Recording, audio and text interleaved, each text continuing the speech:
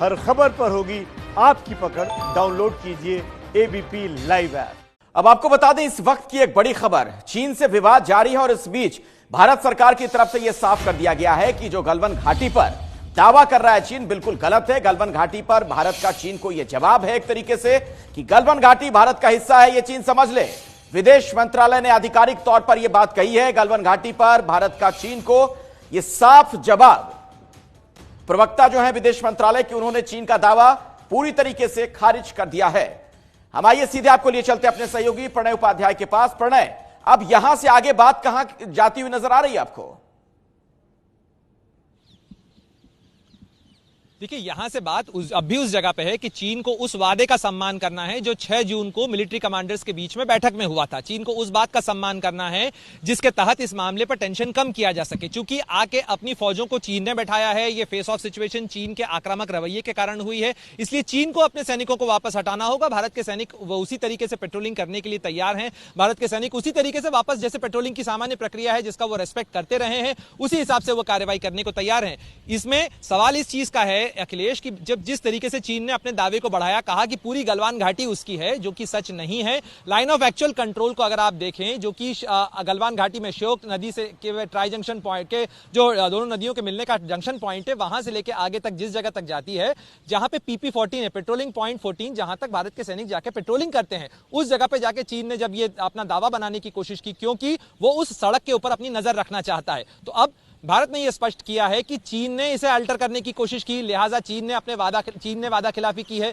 चीन को अपने नजरिए को और अपनी जो वादा खिलाफी है उससे पीछे जाना होगा, अपने आक्रामक तेवरों से पीछे जाना होगा। और अगर ऐसा नहीं होता है तो ये फेस ऑफ की स्थिति, क्योंकि भारत अपनी स्थिति ना पीछे हटने को तैयार है, ना भारत अपनी स्थिति छोड़ने को तैयार है।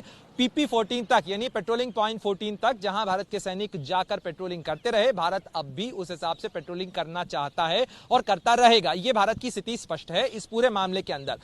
चीन का जहां तक मामला है अखिलेश, चीन अपने दावों को बार बार बदलता रहा है। उस पूरे लद्दाख के पठार में अगर हम देखें तो कई जगहों पे वो अपने दावों को बदलता और बार बार चेंज करता, बढ़ाता नजर आता है। ये एक चिंता की बात जरूर है भारत के लिए, और यही कारण है कि उन्हें चाहे हॉट स्प्रिंग हो, चाहे पेंगोंग हो, चाहे गलवान हो, या जो PP-17 अल्फा है, इन सारी जगहों के ऊपर उसे ब्लॉक किया गया है, उसे रोका गया है, ताकि चीन अपने दावों को आगे न बढ़ा पाए। बिल्कुल प्रणय, और अपने दर्शकों को हम यह भी बता दें कि दरअसल जिस गलवान घाटी पर अभी विवाद चल रहा है उस पर पूर्व army chief general VK Singh ने एबीपी न्यूज संवाददाता प्रणय उपाध्याय से खास बातचीत की है। जनरल VK सिंह उस इलाके से पूरी तरीके से परिचित हैं। उन्होंने मैप के जरिए यह समझाया है कि गलवान घाटी में असल में क्या हो रहा है। आज आपसे ये समझना चाहेंगे कि अगर प्रधानमंत्री ये कहते हैं कि भारत की कोई पोस्ट, कोई जमीन कब्जे में नहीं है, गलवान घाटी को लेकर विपक्ष सवाल उठा रहा है कि सरकार ये खुद क्यों नहीं कहती कि गलवान घाटी पूरी तरह से चीनियों से मुक्त है या नहीं है, तो आखिर जमीनी स्थिति क्या है? देखिए, दिक्कत यह है, बहुत से लोग ऐसे हैं जिनको इस इलाके के बारे में कोई ज्ञान नहीं। कुछ लोग ऐसे हैं जिनको थोड़ा बहुत ज्ञान है, लेकिन वो जो थोड़ा बहुत ज्ञान है वो उसको गलत तरीके से इस्तेमाल करते हैं। मैं आपको इसके लिए कोई सैटेलाइट इमेजरी की ज़रूरत नहीं है। गूगल अर्थ प्रो के ऊपर मैं आपको ले जाता हूँ, आपको एक बार समझा देता हूँ कि ये है इलाका जहाँ पे कि PP-14 है, पेट्रोलिंग पॉइंट 14। ये गलवान नदी जारी है और इस तरफ को ये नीचे जाकर, इसको अगर हम थोड़ा सा ऐसे करेंगे तो आपको और नजर आ जाएगा, ये श्योक नदी है, श्योक नदी में जाके मिलती है। ये वास्तविक नियंत्रण रेखा इसमें लाल रंग से मार्क की गई है। अगर आप टोपोग्राफी देखेंगे तो आपको पता चलेगा कि क्या चीज वो है। गलवान रिवर घाटी, जिसको हम नदी की घाटी बोलते, बहुत लंबी है, बहुत लंबी है। तो मुझे तो समझ में नहीं आता कि विपक्ष बोल क्या रहा है, इसलिए मैंने कहा कि ज्ञान नहीं है, सिर्फ एक नक्शे को देख लें तो आपको बात समझ में आ जाएगी। इस PP-14 के ऊपर उनके लोग, हमारे लोगों का आमना सामना हुआ, क्योंकि वो लोग इस लाइन को क्रॉस करना चाहते थे। वो इस इलाके में उनको रोक दिया गया, हमारे लोग इधर आ गए और उनका मुद्दा क्या था, एम क्या था? उनका एम यह था कि हमने जो रोड बनाई है शोक के साथ साथ उसको कैसे देखें, उनको दिखाई नहीं देता, इसलिए वो यहां पे जाना चाहते थे।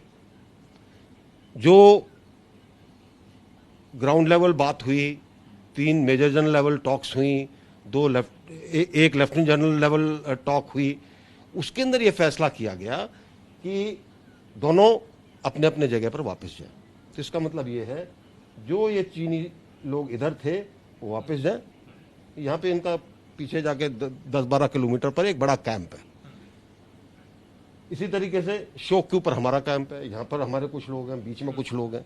तो ये एक फैसला हुआ दोनों के बीच में कि ये नफरी रहेगी दोनों सेनाओं की, जो इस तरीके से रुकेगी। ये फैसला एक का ले लिया गया और इस फैसले के तहत 15 को डीएस्केलेशन होना था।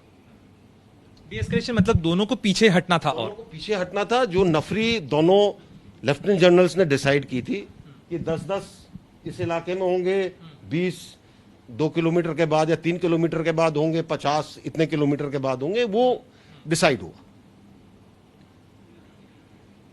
शाम को जब हमारे लोगों को पता लगा कि यहां से पूरी तरीके से लोग बाग नहीं हिले हैं, तो वो आए और उन्होंने सुबह उन्होंने कहा था कि हम भी देखना चाहते हैं कि आपके लोग जा रहे हैं कि नहीं जा रहे, और उनको इजाजत दी गई थी एक अपना टेंट लगाने के लिए।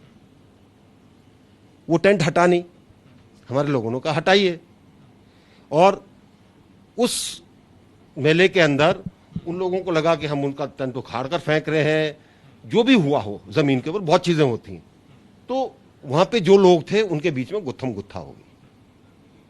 उनके रीएनफोर्समेंट आ गई, हमारी रीएनफोर्समेंट आ गई। ये सर आप जो बता रहे हैं ये किस इलाके में घटना हुई? ये PP-14 का इलाका है। PP-14 की बात कर रहा हूं मैं, और कहीं नहीं जा रहा। मैं उन लोगों की तरह गलवान घाटी में नहीं जा रहा। PP-14 के ऊपर गुत्थम गुत्था। 15 जून को गलवान घाटी में जो हुआ उसकी बात कर रहे हैं। तो गलवान घाटी में नहीं हुआ, PP-14 पे हुआ। जी। ठीक है, PP-14 पे हुआ। बहुत सारे लोग उनके आ गए, बहुत सारे हमारे आ गए। जब गुत्थम गुत्था होती है तो आपको पता नहीं कौन कहां पर रात के अंधेरे में, ठीक है, कौन गिरा, किसके चोट लगी, वो चलता रहा काफी कई घंटे तक ये चला। और इसके अंदर सर आपकी सूचना के हिसाब से कितने लोगों की नफरी के बीच में ये गुत्थम गुत्था की स्थिति हुई होगी, अगर आप ये कह रहे हैं, क्योंकि एरिया तो बहुत कंजेस्टेड दिख रहा है, बहुत छोटा सा इलाका के करीब लोग थे इस इलाके में, दोनों सेनाओं के मिलाकर। और इसीलिए इस पहाड़ का कुछ हिस्सा भी गिरा, जिससे उस लोगों की चोट आई। कुछ लोग उससे पानी में गिरे, बाद में वो मरे पाए गए। पानी बहुत ठंडा है, 16,500 फुट की हाइट है यहां पर।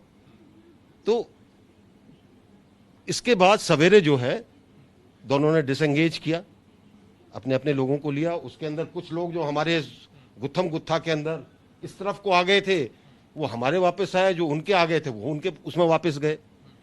कोई कैदी वाली बात नहीं है।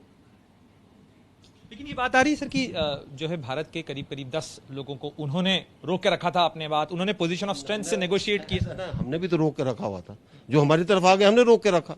हमने कितने लोगों को रोक के रखा होगा करीब? अब वो हमारी सेना तो आमतौर पे बताते नहीं है, ठीक है। काफी लोग थे जो उनके हमारी तरफ थे, तो उनको वापस भेजा गया, उन्होंने हमारे लोगों को भेज दिया। कोई इसमें ये नहीं है कि किसी ने कैदी बना लिया किसी को, कोई कैदी कोई नहीं था। ये इसको जरा कोई सोचने की अगर कोशिश करे, 600 लोग इस छोटे से इलाके में एक दूसरे को धक्का दे रहे हैं, मार रहे हैं, पीट रहे हैं, क्या हालत होगी रात के अंधेरे में। 16,500 फीट की हाइट पर सब जीरो टेम्परेचर्स में। तो सुबह काम रिस्टोर हुआ, सब कुछ ठीक हुआ, उनके लोग अपनी तरफ आए, हमारे लोग अपनी तरफ आ गए। तो इसलिए जब प्रधानमंत्री जी कहते हैं कि कोई उन्होंने इलाका नहीं लिया, तो बिल्कुल सही बोल रहे हैं। इसमें किसी के दिमाग में शक क्यों है? एक दूसरा सवाल जो मैं सुन रहा हूं कि जी गलवान घाटी चीन ने ऑक्यूपाई कर ली। मैं बहुत सख्त शब्द नहीं इस्तेमाल करना चाहता, वो तो 1962 में कर ली थी। तब क्या सो रहे थे? तब सवाल क्यों नहीं उठाया भाई? गलवान पोस्ट के कारण वो यहाँ एक जगह पे रुके। गलवान पोस्ट इधर थी, उसको हाँ, तो वो ये इसके पीछे पूरी घाटी है। अगर आप देखेंगे बहुत दूर बहुत लंबी ये गलवान रिवर है, देखते जाइए कितनी दूर तक जाती है रिवर, ये बहुत दूर तक है। तो क्या हम कहेंगे कि गलवान रिवर की घाटी कौन सी है भाई? हम तो सिर्फ इतने की बात कर रहे हैं ना, PP14 की बात कर रहे हैं हम PP14 की बात कर रहे हैं सर। एक सवाल ये भी उठ रहा है कि हमारे तो 20 जवान शहीद हुए, चीन ने इस बात को नकारा नहीं कि उसको लाइफ लॉस हुआ है, लेकिन ये बताया भी नहीं। आपके अनुमान के हिसाब से इस गुत्थम गुत्था में क्या कैजुअलिटी हुई? चीन कभी बताता नहीं है। 1962 के अंदर भी अगर उनके 1000 मरे तो उन्होंने कहा 200 मरे हैं। सर एक सवाल पेंगोंग को लेकर भी उठ रहा है, क्योंकि ये किसी एक जगह पे नहीं हुआ है। चाइनीज जो भी उनका एग्रेसिव पोस्चर है, ये एक साथ 3-4 जगहों पे नजर आ रहा है। अभी पे पेंगोंग पर भी ये सिचुएशन है कि इस बार उन्होंने हमारी जो फिंगर 4 की पोजीशन है उससे पीछे की तरफ वो आ गए हैं। देखिए ऐसा है कि उन्होंने फिंगर 8 के पीछे तक रोड बना ली थी, उसको धीरे धीरे करके वो 8 पे आए, तो उनके लिए आसान बन गया कि वो हमको इंटरसेप्ट कर सकते थे। धीरे धीरे उस ट्रैक को उन्होंने आगे बढ़ाया, ट्रैक को आगे बढ़ाने से फिंगर 7 और 6 के पास हमको इंटरसेप्ट करने लगे। हमारी रोड फिंगर 4 तक भी नहीं पहुंची। लेकिन इसका मतलब तो ये हुआ ना कि सर वो आगे बढ़ते चले जा रहे हैं। तो इसीलिए फिंगर 4 के आसपास ये झड़प हुई उनके साथ, और हम लोग फिंगर 4 के पास डटे हुए हैं। हमने कहा कि भाई इसके ऊपर कोई कॉम्प्रोमाइज नहीं है। फिंगर 4 हमारे पास थी हमेशा से, फिंगर 4 हमारे पास रहेगी आगे भी। इसी तरीके से एक हॉट स्प्रिंग एरिया की बात होती है, कई बार हॉट स्प्रिंग एरिया में 1-2 साल के बाद एक इंट्रूजन हो जाता है, intrusion line of actual control के बाहर, जहां पे वो कहते हैं जी हमारी क्लेम लाइन आगे तक है, और उसके बाद फिर वो पीछे चले जाते हैं। इसी तरह देपसांग का इलाका, इसी तरह चुमार का इलाका है। तो बहुत जगह ऐसी हैं जहां पर वो सामरिक दृष्टि से कई बार फायदा उठाना चाहते हैं आगे क्रीपिंग फॉरवर्ड में। और क्योंकि इस इलाके के आपस के अंदर कोई मैप्स एक्सचेंज नहीं है, ये लाइन बेस्ड है परसेप्शन के ऊपर, जमीन के ऊपर कोई मार्किंग नहीं है, तो इसलिए गड़बड़ होती है। जब पेट्रोल्स जाते हैं, क्लैश भी होते हैं पेट्रोल्स के। एक ड्रिल बनी हुई है बॉर्डर पीस और टीटी जब हमारी साइन हुई थी, उस एग्रीमेंट के नीचे, बीपीटीए के नीचे एक ड्रिल बनी हुई है। इस तरह के बैनर लेके जाएंगे, एक दूसरे को रोकेंगे, झड़प नहीं करेंगे, फायर नहीं करेंगे। तो ये सब कुछ है, तो इसके अंदर बाकी चीजों को डालना गलत है। लेकिन ये भी सवाल उठाए जा रहे हैं सर कि बिना हथियार के भेजा गया, हथियार के साथ नहीं गए। भारतीय एक जो परसेप्शन है कि भाई भारतीय जवानों को जो है बुरी तरह से घेर के मारा गया। ऐसा है कि जिन लोगों को कुछ पता नहीं है वो कहानी सुनने के आदी हैं, कहानी लिखने के आदी हैं। उनको पहले यहाँ पे जाए, ठीक है, आप कहेंगे कि तब उनको पता चलेगा कि क्या स्थिति है।